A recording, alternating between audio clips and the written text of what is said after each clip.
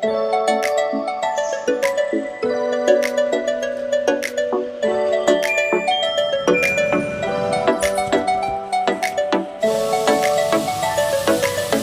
লাগে হাঁটতে তোর হাত ধরে, ভাবনা তোর আসছে দিন রাত ধরে। Good morning everyone, welcome back to my channel. আমার নতুন আরও একটি ব্লগে তোমাদের সকলকে জানাই অনেক স্বাগত। ঘড়িতে দেখলে 9:15 বাজে, তার মানে হচ্ছে 9:05 বাজে। আমাদের ঘড়ি যেহেতু 10 মিনিট ফাস্ট, তো ওই ঘরে বাবাইকে পড়াতে এসছে, মানে শুধু বাবাইকে না, বাবাই আর ওর দুটো বন্ধুকে, তিনজনকে পড়াতে এসছে ওদের স্যারকে তো চা দিয়ে এসছি। আর আমার চাটা এই যে গরমে এখনও বসানোই রয়েছে। আর আমি মুখ টুক ধুয়ে ফ্রেশ হয়ে চলেও এসেছি। আজকে ঘুম থেকে উঠেছি প্রায় ওই 8:15 নাগাদ। তারপরে ফ্রেশ হয়ে আসলাম। আর কালকে ওই বাড়ি থেকে আসার সময় মা রুটি দিয়ে দিয়েছিল, কলা টলা দিয়েছিল, আরও কিছু সবজির পাতি দিয়েছিল, মানে কাঁচা সবজি আর কি। তার মধ্যে পটল ফটল ছিল। তো এই রুটিটা ছিল, সেটাই এখন সেঁকে নিলাম, দুটো রুটি, তার সাথে লিকার চা। এটা হবে আমার ব্রেকফাস্ট। আর বাবাই এখনও পর্যন্ত কিছু খায়নি, ও তো পড়ছে স্যারের কাছে। স্যারকে চা দিয়ে এসেছি এর আগেই। আর পড়া হয়ে গেলে তারপরে ওকে কিছু খেতে দেবো। ওদের বোধহয় পড়াতে এসেছিলো 7:30 নাগাদ, আর হয়তো পড়িয়ে যাবে 9:30টার মধ্যে, পড়া হয়ে যাবে। তো চলো এখন বসে বসে চাটা খেয়ে নিই। আর তোমাদের দাদাভাই ওই ঘরে নাক টেনে ঘুম দিচ্ছে। আজকে আমার সকাল সকাল কেন জানি না ঘুম ভেঙে গেছে, আর উঠতেও মানে আলসিয়া আর লাগছিল না, একদম ফ্রেশ ভাবটা আসছিলো, ওই জন্য উঠেও পড়েছি। আর এই দেখো, কালকে রাত্রেবেলা এই নীল পালিশটা পরেছিলাম, এই হালকা গ্রিন কালার বলবো না সি গ্রিন বলবো না কি বলবো বুঝতে পারছি না। এই কালারটা কি বলে, তোমরা কেউ জানলে আমাকে কমেন্ট করে জানিয়ে তো। যাই হোক, দারুণ লাগছে কিন্তু কালারটা। এখন ঘড়িতে বাজে 10:15। আমি এখানে বাবার জন্য ম্যাগি বানাচ্ছি। ওকে জিজ্ঞেস করলাম যে কি খাবি। ভাত ছিল কালকে, যে রাত্রেবেলা এসে গরম ভাত বানিয়েছি, পনিরের তরকারি রয়েছে। বললাম তাই খাবি না হরলিক্স বানিয়ে দেবো, হরলিক্স বিস্কুট খাবি। ও বলছে কিছু না, প্রথমে বলছিল পাস্তা, তারপরে আমি বললাম পাস্তা আমি এখন বানাতে পারবো না। তারপরে বলছে তাহলে ইউপি নুডলস বানিয়ে দাও। ইউপি নুডলস অনেকদিন খাইও না, তো তাই এখন এটা জলদি হয়ে যাবে 2 মিনিটে ম্যাগি, 2 মিনিটের ম্যাগি, তাই বানাচ্ছে। এই যে ভাজা ম্যাগিটা করছি না, যেমন ওই ঝোল করে স্যুপ টাইপের করতে হয়, সেটাইও ভালো হয়। হয়ে গেছে সেদ্ধ, একটু মশলাটা দিয়ে দিয়ে আসি। ওই ঘরে টিভি নিয়ে বসে গেছে। আর যেই স্যার চলে গেল দাঁত মাজলো, রেখেছে। আমি ভাবলাম ব্রাশগুলো মনে হয় ভিতরে ঢুকিয়ে রাখিনি, তাই তিনি দাঁত ব্রাশ করে ওখানে রেখে দেয় পেস্ট আর হচ্ছে ব্রাশটা। আজকে দেখছি ঢুকিয়ে রেখেছে, ক্যাবিনেটের সামনে নেই কিছু। তো দাদাভাই এখনও শুয়ে রয়েছে, ও ওঠেনি, উঠে এখন যাবে বাজারে। আজকের থেকে আমাদের মানে ছট পুজো তো সকালবেলা শেষ হয়ে গেল, ভোরবেলা। তো এই দিনের বেলা থেকে আমিষ খাওয়া যাবে, তো যাবে বাজারে বাজার করতে। তো যাই হোক, চলো দেখতে থাকো, বাবাইকে দিয়ে আসি ম্যাগিটা। বাবাই তো এমনিতে কোনো সবজি খেতে চায় না, তবে ও পাস্তা, চাউমিন, ম্যাগি এগুলো খুব ভালোবাসে। তাই আমি ভাবি কি যে ক্যাপসিকাম, গাজর, বিনস এগুলো দিয়ে রান্না করব, মানে চাউমিন বা ম্যাগি এগুলো দিলে তো খেতে ভালোও লাগে। তাই ওকে একদিন বলেছি যে এই বিনস দিয়ে গাজর দিয়ে রান্না করি বাবাই চাউমিন। বলে কি হ্যাঁ করো, দেখতে ভালো লাগবে, কিন্তু আমি ওগুলো বেছে তারপরে শুধু চাউমিনটা খাবো। আমি বলছি যা, তাহলে আর আমার রান্না করার মানে কি? শুধু দেখতে ভালোর জন্য কি আমি রান্না করবো নাকি? তাই যাতে তুই সবজিটা খাস তার জন্য রান্না করবো, তাহলে আর দেওয়ার মানে কি? ব্যাস হয়ে গেছে ম্যাগিটা। একটা বড় প্লেটের পরে নিয়ে নিলাম, ও তো খাটে বসে খাবে, ওই জন্য। ফ্যানটা জোরে দে, তাহলে তাড়াতাড়ি ঠান্ডা হয়ে যাবে। টুলটা দাও, ফ্যানটা জোরে দে, ঠান্ডা প্রচণ্ড গরম দিতে এখনই মুখে ঢুকালে কিন্তু মুখ পুড়ে যাবে বলে দিলাম। আর টাকা খাওয়া হয়ে গেলে দেখ, ওই আকার ব্যাগ সোজা করবি আর এই বই ভেতরে ঢুকাবি। জামা কাপড় ভাঁজ করবো আমি এখন, সেই 3 দিন ধরে জামা কাপড় ওখানে রয়েছে। মনে আছে যে বিছানার চাদরগুলো কেচেছিলাম, তারপরের থেকে আর সময় পাইনি ভাঁজ করার। কালকে তো সন্ধ্যেবেলা বাড়ি ছিলাম না, তার আগের দিন সন্ধ্যেবেলা গোছানো হয়নি, ওই কাটিয়ে দিয়েছি সন্ধ্যের থেকে, ঘুম থেকে কাজ করে করা হয়নি। এখন কাজ করবো হচ্ছে এই যে রান্নাঘর গোছাবো, পুরো ছিটিয়ে রয়েছে দেখো, এই হচ্ছে অবস্থাটা। এইসব বাসন এখানে এগুলো নামাতে হবে, এগুলো সমস্ত কিছু পরিষ্কার করতে হবে। তারপরে এই খালি বোতল, সব কটা খালি বোতল, গ্রামের জল নেই, গ্রামের জলটা তোমার দাদাভাই উঠলে ভরে দেবে, তারপরে এই বোতল ভরবো। এই বাসনগুলো খালি করে সব এর ভেতরে ঢুকাবো। যত বাসন আছে সব ওখানেই, দেখো এগুলো ফাঁকা, এদের কিছু নেই, সব ওখানেই রয়েছে। কালকে অনেক বাসন হয়েছিল, মাসি পুরো অনেক বাসন হয়েছে। চলো এক করে গুছিয়ে নিই। বাবাইকে তো সকালে ম্যাগি করে দিলাম, দেখলেও ভাত খেলো না, ও বললো ভাত খাবো না। তোমাদের দাদাভাই অন্য দিনগুলোতে পান্তা ভাত থাকে তাই খেয়ে যায়, আর আজকে ওনার জন্য ভাত রয়েছে, মানে পুরো কড়কড়া ভাত, রাত্রের ভাত জল দিয়েও রাখা নেই, একদম ভালো ঝরঝরে ভাত, বললে গরমও করে দিতে পারতাম। তারপর তরকারিও রয়েছে, তো সেটা দিয়ে বললাম খেয়ে যাও, তা খাবে না, বলছে না থাক খাবো না, ওই বাড়িতে খেয়ে নেবো খুনি। তো আজকে আর খাবে না, অন্যদিন যখন পান্তা ভাত থাকবে, পচা ভাত থাকবে, তাও সেটা খাবে, আর আজকে ভালো ঝরঝরে ভাত রয়েছে, সেটা আর খেতে ইচ্ছা করছে না। আর আমিও তো সকালে ভাত খাই না, এখন কি করব, ওই ভাতগুলো ওই দুপুরের ভাতের সাথে মিশিয়ে নিতে হবে। প্রায় 1 বাটির মতন ভাত রয়েছে। আমি আরও জানি যে ও সকালবেলা এই কদিন করে খাচ্ছিল, ওই জন্যই আমি একটু 1 মুঠ মতন চাল বেশি নিয়েছি, যাতে ভাত একটুখানি থাকে। এখন সকালবেলা উঠে বলছে কি ভাত তুমি বেশি করেছো কেন। মানে 1 সপ্তাহ ধরে যতদিন নিরামিষ খাওয়া হচ্ছে ততদিন কিন্তু ওই বাড়িতে খাইনি, জানো তো ওই বাড়িতেও নিরামিষ হবে, তাই বাড়িতেই খেয়ে গেছে। আর আজকের থেকে আমিষ শুরু হয়ে গেছে, ওই বাড়িতেও ভাবছে হয় মাছ মাংস কিছু না কিছু হবে, তাই জন্য সকালবেলা ওই বাড়ির থেকে খেয়ে আসবে, আর দুপুরে এখানে খাবে।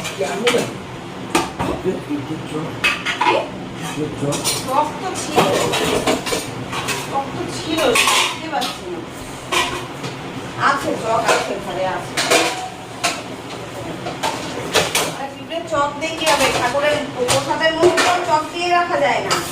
প্রসাদের মধ্যে কোটোটা স্টিলের কোটো, তার মধ্যে কি করে পিঁপড়ে ঢুকে আসতে হলো, কি করি, কোনো ফাঁকা নেই, তাও পিঁপড়েটা ঠিক ঢুকে যাচ্ছে। ওই বাইরের উঠলে ওই ভাবছি ওইটা মেজে, ওইটা ওই যে কটা আছে প্রসাদের মধ্যে, মানে বাতাসা নকুলদানা সব ফেলে দেবো, যে কোটোটা মেজে দেবে শুকিয়ে, তারপরে ওই ভালোগুলো যেটা এবার আনা হয়েছে ওইগুলো ওই পিঁপড়ের মধ্যে দিলে আবার। আর কি যেমন ইউটিউবে দেখলাম ওখানে কি মানে লবঙ্গ ওর চিনির কোটো বা ইয়ের কোটোর মধ্যে রাখে রেখে রেখে পিঁপড়ে হয়, তাই দিয়ে পিঁপড়ে ভরে যাচ্ছে। স্যার পড়াতে এসছে, স্যারের পা দিয়ে উঠে যাচ্ছে, সুড়সুড়ি পিঁপড়ে কামড়ায় জন্য সুড়সুড়ি।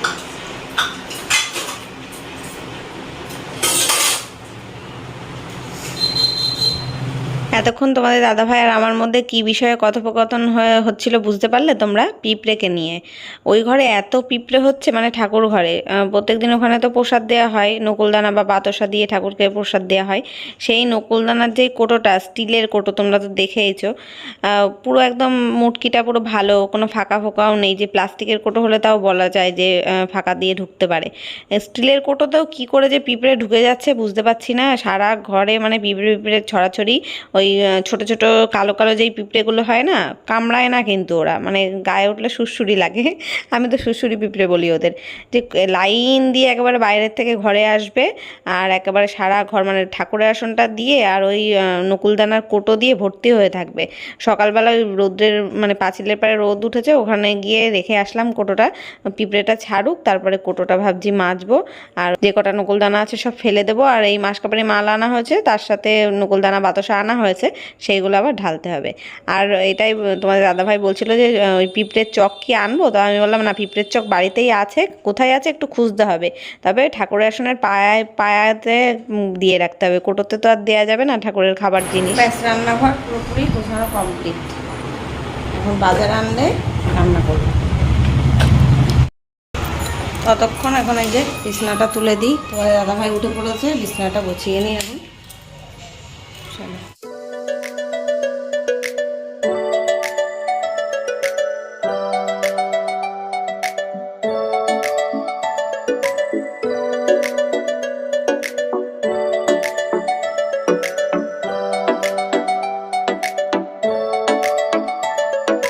ভাল লাগে হাঁটতে তোর হাত ধরে।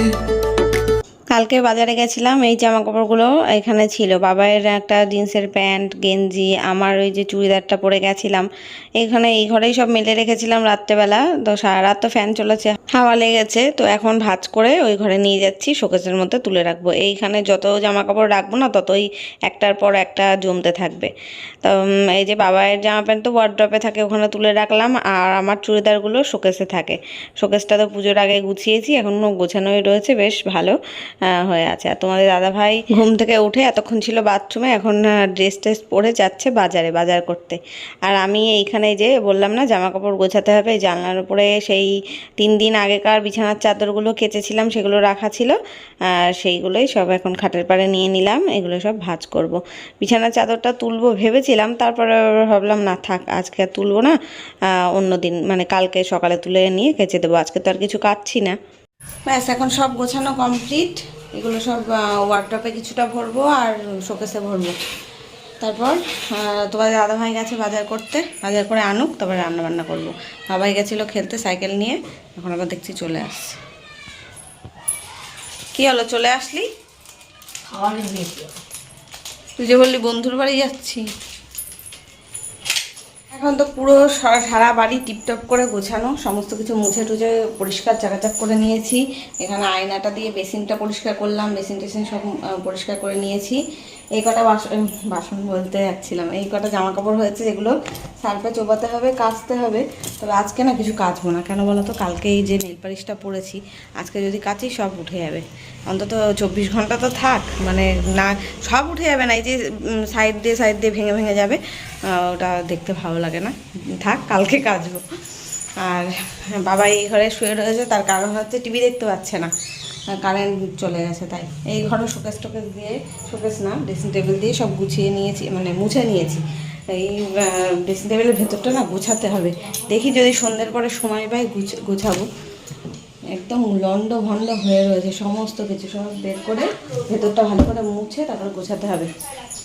তো এখনও তোমার দাদাভাই বাজার আনেনি, 10:30 বাজে। একটু ভাবলাম সব কাজ করে এসেছি, একটু ফ্যানের তলায় বসবো, কারেন্ট নেই, কারেন্ট চলে গেছে। এখন ওয়েট করছি বাজার আসার জন্য। আমি ভাবলাম এসে মনে হয় তোমাদের দাদাভাই, না ওটা হচ্ছে রাস্তার লোকজন যাচ্ছিলো স্কুটি চালিয়ে। ঠিক আছে চলো দেখতে থাকো, পরে আসছি। দেখো আমি রান্নাঘরে এসে অনেকটা কাজ গুছিয়ে নিয়েছি। এখানে চালটাকে ভিজিয়ে রেখেছি, ভাত বসাবো।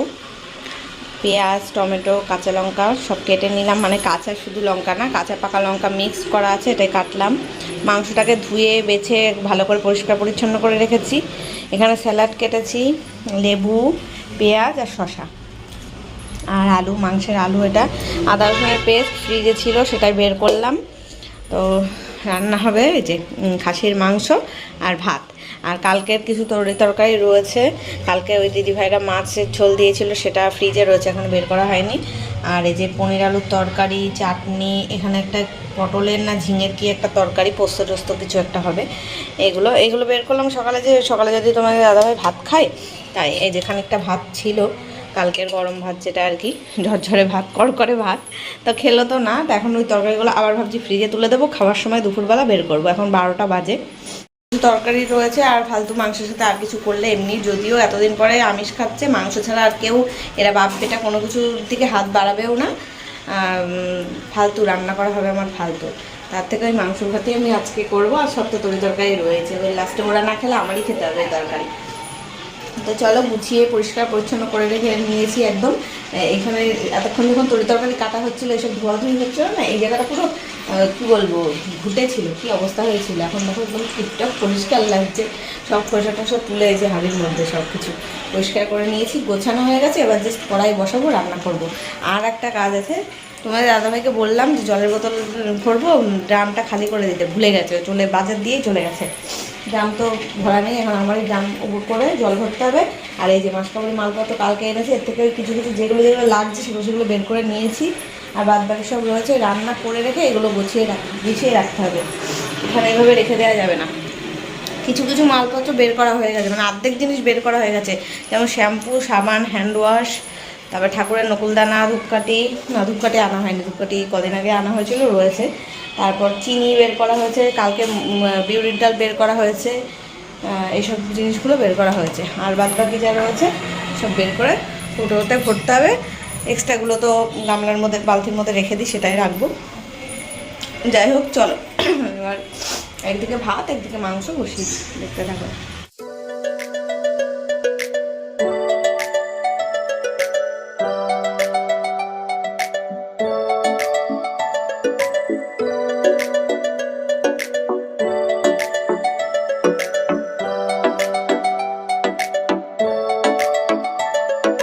ভাল লাগে হাঁটতে তোর হাত ধরে, ভাবনা তোর আসছে দিন রাত ধরে।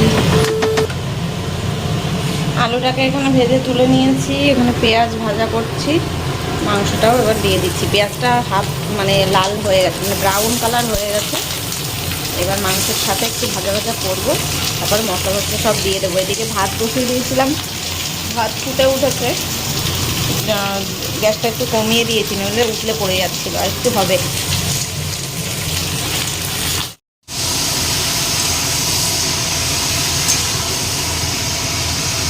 পেঁয়াজের সাথে মাংসটা একটু ভাজা ভাজা করছি, আর ততক্ষণে মশলাটা রেডি করে নিই। আদা রসুনের পেস্ট আমার ফ্রিজে করাই ছিল, তার মধ্যে একটু সব গুঁড়ো মশলাগুলো দিয়ে দিলাম, লবণ, হলুদ, জিরের গুঁড়ো, লঙ্কার গুঁড়ো, ধনের গুঁড়ো, আর একটু দেবো মিট মশলা, আর আর কি দেবো, আর একদম লাস্টে দেবো গরম মশলা। এখন দিইনি, নামানোর আগে গরম মশলাটা দেবো।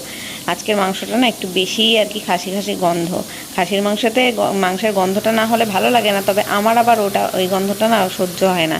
এখন মাংসটাকে পুরোপুরি কষানো কমপ্লিট, গ্যাস বন্ধ করে দিই। এখন বেশ ভালো করে কষানো হয়ে গেছে, কড়াইতে কষিয়ে নিলাম, এবার প্রেসারে দিয়ে সিটি দেব। মাংসটা আজকের খুব ভালো, এখানে কষাতে কষাতেই প্রায় 40% মনে হচ্ছে সেদ্ধ হয়ে গেছে, আর বাদ বাকি প্রেসারে 4টে মতন, 4টে না হলেও 3টে সিটি দিতে হবে। আলুটাও এখন মিশিয়ে দিই, ভাতও হয়ে গেছে।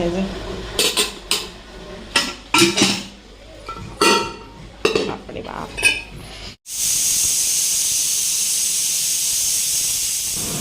মাংসটা প্রেসারে সিটি হতে থাক, আর আমি এখন এগুলো গোছাবো। এখানে সব বের করেছি, লাইজল, তেল, কমফোর্ট, আর এটা মাথায় মাখার তেল, এটা তো রিফাইন অয়েল, আর এই যে সর্ষের তেল, বিস্কুট, এগুলো সব বের করেছি। আর এর মধ্যে সব মশলাপাতি আছে, না চা আছে, আমুল দুধ আছে, চিনিটা তো বের করেছি, একটা টমেটো কেচাপ লিখেছিলাম সেটা, চিনি বের করা হয়ে গেছে। এই যে চা আর আমুল দুধ, মসুরির ডাল, এই হচ্ছে মটর ডাল, আর বিউলির ডালটা কালকে বের করে নিয়েছি। এখানে কিছু ছোটো ওই গোটা মশলা যেগুলো, সেগুলো, গুঁড়ো মশলা, জিরের গুঁড়ো, মিট মশলা, গরম মশলা, লঙ্কার গুঁড়ো সব। চলো এগুলো গুছিয়ে নিই।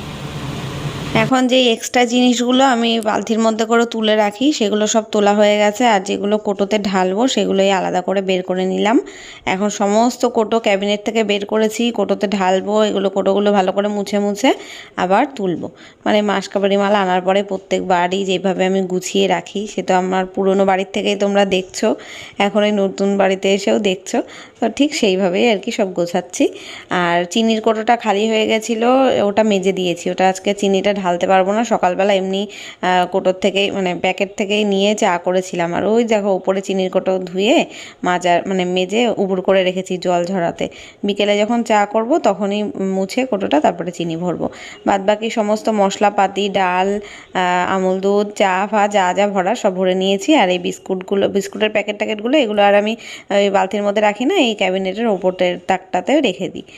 আর এইগুলো তো ওই যেখানে আমার বেসিনের যেই ক্যাবিনেটটা তার মধ্যে রাখবো। এই লাইজল, তারপরে সার্ফ, শ্যাম্পু, সাবান, সেগুলো কালকেই বললাম তো বের করে রেখে দিয়েছি, নইলে এক প্যাকেটের মধ্যে রাখলে না অন্য জিনিসগুলোতে গন্ধ হয়ে যায়। এখন আমার সব কমপ্লিট, মালপত্র গোছানো কমপ্লিট, রান্নাও হয়ে গেছে। এখন আর প্রেশারটা খুলছি না, স্নান করে এসে তারপরে খুলবো। মাসি এসে গেছে, বাসন মাজতে নিয়ে গেছে, এখনও ঘর ঝাড়বে, ঘর মুছবে। চলো আমি স্নান করে আসছি। সেই দুপুর থেকে এখন সোজা চলে আসলাম সন্ধেবেলায়। দুপুরবেলা খাওয়া দাওয়া করে একটা জম্পেশ ঘুম দিয়েছি, তারপরে উঠলাম 6:30টার সময়, মানে ঘুম ভাঙলো। মা আসলো, মাকে বললাম তুমি তাহলে সন্ধেটা দিয়ে দাও, আমি হাত মুখ ধুয়ে তাড়াতাড়ি করে আসছি, চা বানাবো। মা বলছেন আমি চা নিয়েই এসছি। তো এখন ওই যে 6:45 বাজে, আর বাবাইকে আবার মানে বাবাই যাবে আবার ড্রয়িংয়ে, 7টা থেকে ড্রয়িং ক্লাস রয়েছে। এখন চা দিয়ে পাউরুটি বিস্কুট দিয়ে খেয়ে ও চলে যাবে ড্রয়িংয়ে, আর আমরা এখন গল্প গুজব করবো দুজন মিলে। আর মা ওই বাড়ি চলে যাবে 8:30-9টার দিকে। আর ভিডিওটাও আজকে এখানে শেষ করছি, দেখা হবে কালকে নতুন কোনো ব্লগের সাথে। আজকের মতো টাটা, গুড নাইট।